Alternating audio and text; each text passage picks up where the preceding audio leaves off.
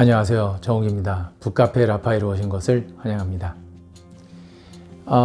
혹시 이런 이야기 들어보셨죠? 마이다스의 손, 증권가의 마이다스의 손, 금융계의 마이다스의 손. 주로 이제 그 돈을 잘 버는 사람, 뭔가 계속 성공을 이루어내는 사람, 이런 사람을 보통 마이다스의 손을 가졌다 이렇게 말하지 않습니까? 근데 원래 발음은요, 마이더스가 아니고 미다스입니다. 미다스. 미다스는 기원전 6세기경, 그러니까 지금으로부터 2500년도 훨씬 넘은 이야기죠.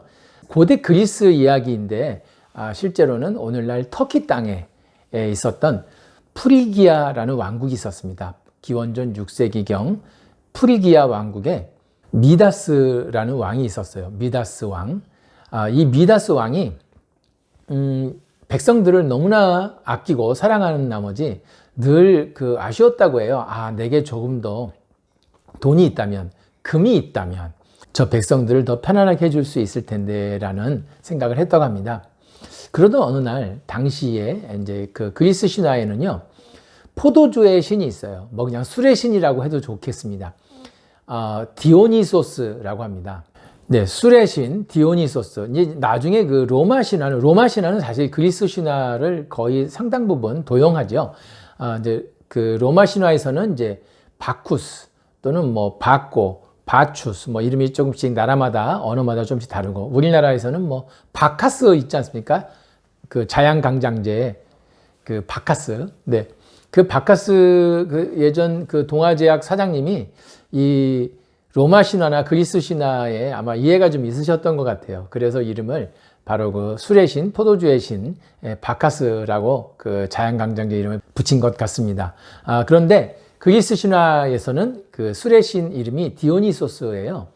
그런데 디오니소스의 스승이, 디오니소스라는 신의 스승이 또 술을 좋아했나 봐요. 그래서 술에 너무 취해가지고 길에 쓰러져 있는 것을 이 미다스 왕이 그 노인을 모시고 궁으로 가서 아주 잘 보살펴주고 극진히 대접했다고 합니다. 나중에 이 이야기를 스승으로부터 전해 들은 디오니소스 신, 즉 술의 신이 미다스 왕에게 찾아가서 이렇게 이야기를 해요. 미다스, 그대의 소원이 있으면 말해보라. 내가 들어주겠다라고 말이죠. 그래서 미다스 왕이 주저하지 않고 이렇게 이야기합니다. 제게 금을 만들 수 있는 능력을 주십시오. 그러면 내가 내 백성들을 더욱 잘 살게 하고 싶습니다. 라고 부탁했다고 합니다. 그리고 디오니소스가 미다스 왕에게 그 능력을 줍니다. 그래서 미다스는 그때부터 무언가를 손으로 만지면, 예를 들어서 돌을 만지면 돌이 금으로 변해요. 너무 좋아했습니다. 모든 것을 금으로 만들어내는 것이죠. 근데 너무나 아끼고 사랑하는 딸을 만졌는데 딸도 금으로 변해버린 거예요. 다 굳어버린 것이죠. 더 이상 생명체가 아닙니다. 미다스 왕은 그래서 자신이 너무 욕심이 과했구나라고 반성하게 되고 디오니소스 신을 찾아가서 자신의 그 능력을 없애달라고, 자신의 손을 원상복귀시켜달라고 부탁을 했답니다. 어쨌든 이 신화에서 근거한 게 바로 미다스, 즉 미다스의 영어식 발음인 마이더스. 그래서 돈을 잘 만들고 성공을 만들어내고 이런 사람들을 마이더스의 손을 가졌다라고 표현하는데, 원래 이름은 미다스라는 거 기억해 주시고요. 그랬더니 디오니소스 신이 이랬답니다. 저기 강에 가서 물에 손을 많이 씻으면 그 능력이 사라질 것이다 라고 말이죠. 그래서 이제 미다스 왕이 강에 가서 손을 계속 씻었대요.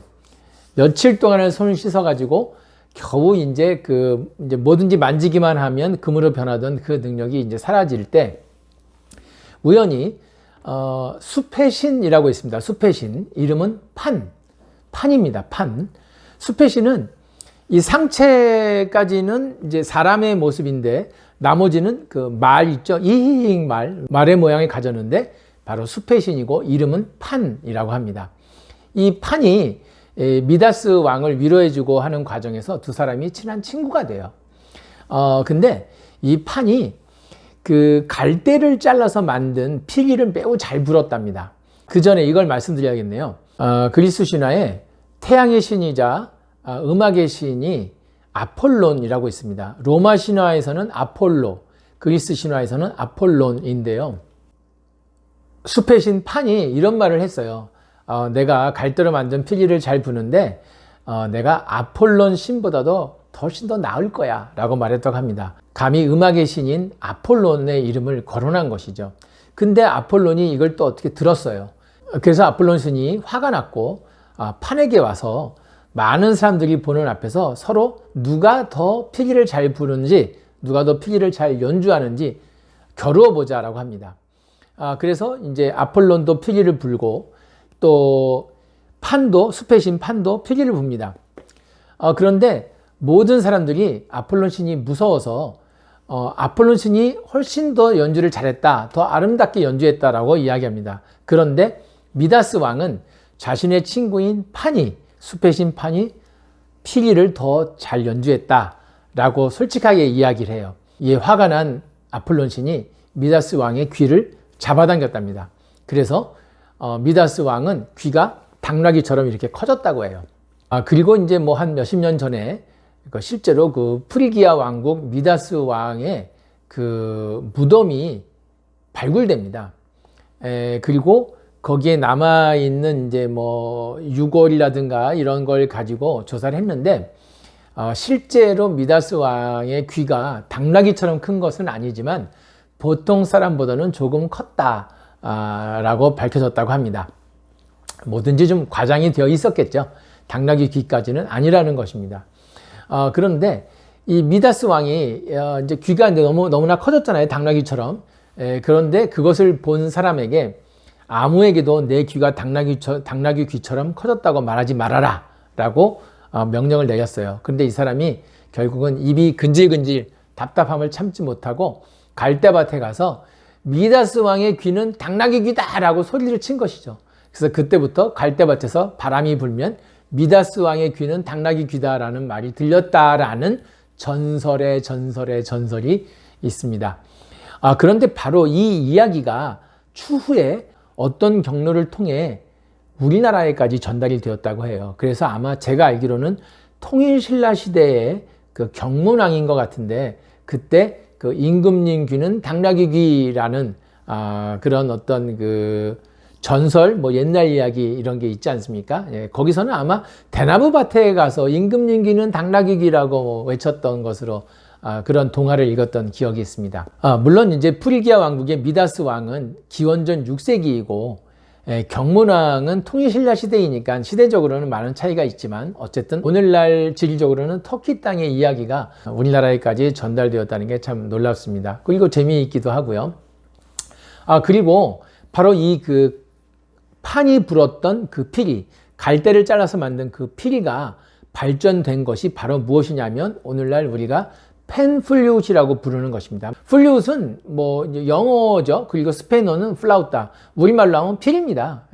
뭐 피리라고 하면은 좀 쉬운 것 같고, 플룻이라고 하면은 뭔가 좀 더 훌륭한 악기 같고 그런 게 아니에요. 사실은 다 같은 뜻이죠. 근데 바로 펜플룻은 바로 그 갈대 모양을 연결해서 만든 그 피리가 펜플룻이잖아요. 근데 이제 이 펜플룻이 실제로는 남미의 그 잉카 문명, 그러니까 뭐 오늘날로 치면은 뭐 페루 일부, 볼리비아, 뭐 칠레, 뭐 이런 쪽이 되겠죠. 그곳에 남미의 그 원주민들, 인디오라고도 하죠. 그 원주민들이 바로 이 펜플룻을 아마 제가 보기에는 대나무 같은, 갈대는 아니고 대나무 같은 것으로 만드는 것 같은데, 이 원주민들이 사용하는 악기가 바로 그 펜플룻이죠. 그 왜 그런 거 있잖아요. 딴딴딴딴딴딴딴딴딴 이런 음악이 있지 않습니까? 이게 바로 펜플룻으로 연주하는 유명한 곡인데, 제목은 엘 콘도르 파사라고 하지요. 엘 콘도르는 뭐냐면은 이제 매 독수리 같은 큰 새예요. 남미에 서식하는 큰 새인데 이 새가 지나간다는 뜻입니다. 엘 콘도르 파사.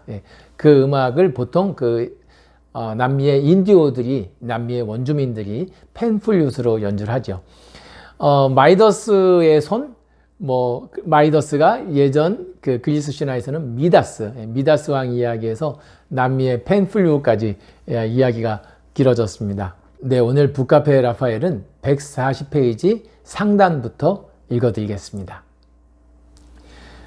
이스탄불. 기원전 8세기 비자스 장군이 폴리스를 만들었고 그의 이름을 따 비잔티움이라 불렀는데 당시 그리스인들이 오늘날의 그리스나 터키 땅에 세운 여러 폴리스 중 하나이다. 기원전 3세기 이후 로마가 부흥하고 3세기 말 로마가 동서로 분열되며 4명의 황제가 분할 통치하기도 하지만 313년 밀라노 칙령으로 기독교를 공인하고 로마를 통일하며 325년 니케아 공의회를 주도한 콘스탄티누스 황제가 330년 로마의 수도를 비잔티움으로 이전한다. 지금 제가 책 속에 나오는 해설 부분을 읽고 있는데요. 혹시라도 기억 못 하실까봐 제가 또 이 책 속에 나오는 설명 중에 부연 설명을 좀 드리면 방금 말씀드린 니케아 공의회 할 때 그 니케아는 오늘날 터키 땅에 있습니다. 오늘날 이름은 이즈니크라고 합니다. 이후 노바 로마나 새로운 로마로 부르다가 황제의 이름을 인용하여 콘스탄티노폴리스 또는 콘스탄티노플이라 불렀고 기독교를 국교로 삼은 테오도시우스 황제가 395년 사망한 후 다시 동서로 분열되며 동로마의 수도가 된다. 476년 서로마는 멸망하지만 동로마는 6세기 유스티니아누스 황제 때 최고 전성기를 맞으며 1000년 동안 지속되었다.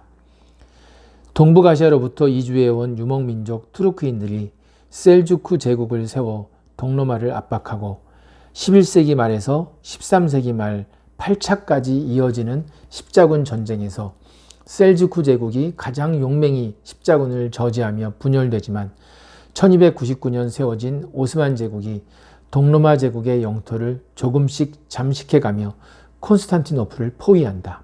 그리고 1453년 오스만 제국의 메흐메트 2세가 콘스탄티노플을 함락시키자 동로마 제국은 역사 속으로 사라지고 이 도시의 이름은 이스탄불로 바뀌게 된다. 성 소피아 성당은 높이 54m, 돔 지름 33m, 창문 40개로 537년에 건축되었다. 13세기 초 같은 기독교인인 십자군에 의해 약탈당하기도 했고 약 1500년 동안 진도 7도 이상으로 추정되는 20여 회 이상의 지진을 잘 견뎌냈다. 787년 2차 니케아 공의회 이후 제작된 여러 모자이크 종교화가 성당 내부를 장식하며 보존되지만 오스만 제국이 성 소피아 성당을 이슬람 사원으로 변경하며 회치를 했기에 손상되었다. 다행히 1934년 박물관으로 용도가 변경되며 대부분 복원되었다. 비잔틴 양식의 표준이며 동시에 이슬람 사원 건축의 모델이라 할 수 있다. 술탄 아흐메트 모스크는 성 소피아 성당보다 더 화려하고 큰 이슬람 사원을 원했던 아흐메트 황제 시절 1616년에 건축되었다. 그러나 높이 43m, 돔 지름 24m로 완성되었기에 무려 1100년 정도 앞서 건축된 성 소피아 성당의 규모에는 미치지 못한다.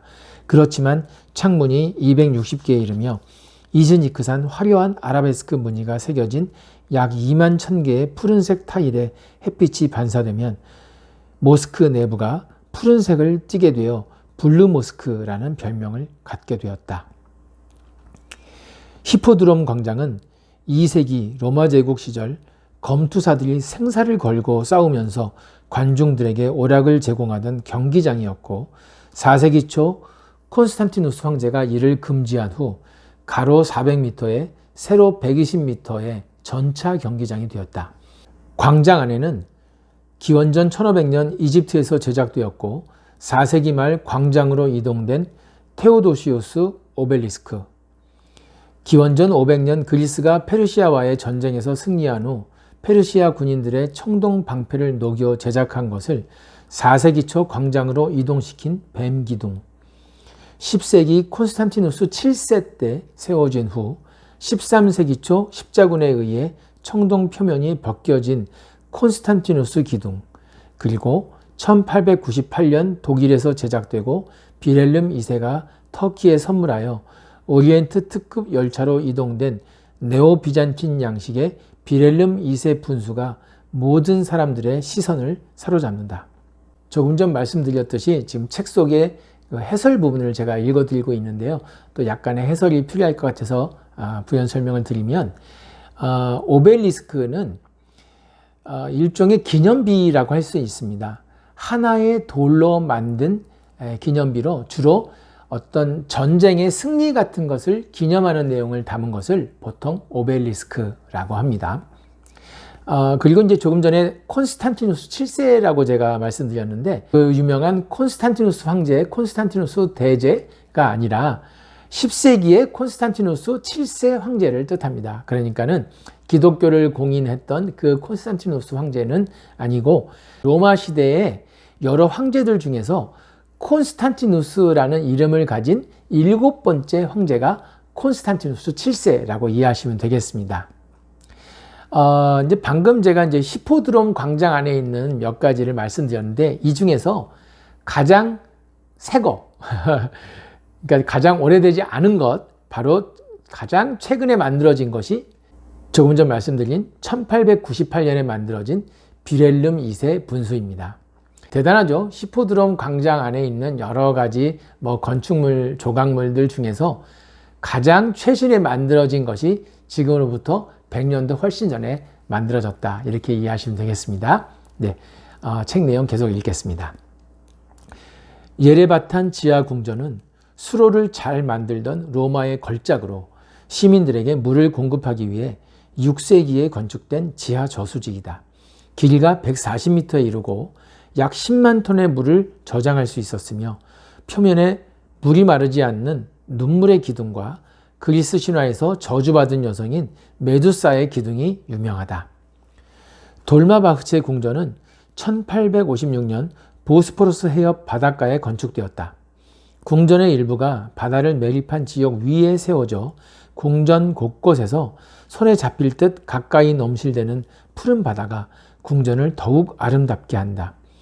금 14톤, 은 40톤이 사용되었고 250여 개의 방과 연회장 등 화려한 공간에 좌우 대칭을 기본으로 한 인테리어, 크리스털 난간으로 장식된 계단, 여러 술탄들의 수집품과 악기를 비롯 기네스북에 올라있는 대형 카펫과 750개의 초를 사용하여 무게가 4.5톤에 이르는 초대형 샹들리에는 보는 이들을 매료시킨다. 사랑에 푹 빠진 두 사람은 여행 내내 손을 꼭 잡고 다녔다. 마치 손을 놓으면 큰일이라도 날 것처럼 길을 걸을 때에도, 한덕기가 운전하는 차 안에서도 다정하게 잡은 손을 놓지 않았다. 세계의 박물관인 터키에는 다양한 사람들로 넘쳐났다. 북유럽이나 남유럽 사람들의 모습은 물론 아랍이나 중동인의 모습, 그리고 7세기 후반부터 동북아시아에서 서서히 이동해온 투르크인들 중 혼혈하지 않은 채 살아온 사람들까지 모두 터키인이다. 또한 여성들의 경우 자유로운 유럽 여성의 모습은 물론 머리에 히잡을 쓴 여성과 눈을 제외한 온몸에 차도르를 휘감은 여성까지 다양하다. 에게해에 접한 인구 300만 명의 3대 도시 이즈미르는 기원전 8세기 호메로스가 태어난 곳으로 그리스를 옮겨놓은 듯한 모습이다. 터키가 다른 이슬람 국가들에 비해 자유롭긴 하지만 특히 이즈미르는 더욱 자유스러운 분위기였다. 그래서 두 사람은 이즈미르에서는 여러 분위기 좋은 카페를 다니며 슐레이만과 록셀라나의 커피잔에 커피를 따라 마셨다. 즉시 달아올라 서로를 유혹할 듯 바라봤고, 사람들의 눈을 피해 조금씩 만지기만 하면서 포옹하고 싶은 본능을 억지로 참으며 밤까지 기다리는 것을 즐기기도 했다. 물론 다른 도시에서는 호텔 안에서만 그 커피잔을 사용했고, 사랑에 목말랐던 두 사람은 마술이라도 하듯 매일 밤 불타올랐다. 네, 북카페 라파엘 오늘 여기서 마치겠습니다. 그럼 다음 영상에서 또 만나든지 말든지